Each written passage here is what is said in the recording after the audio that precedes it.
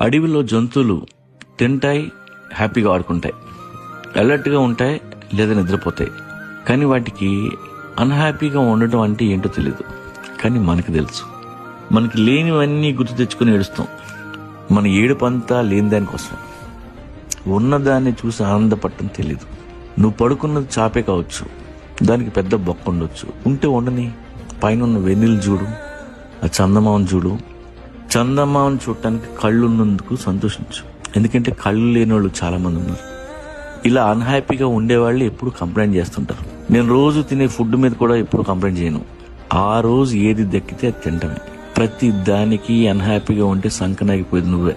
నీ ఇంటి ముందున్న చెట్టును చూడు. Even trees don't know how to be unhappy.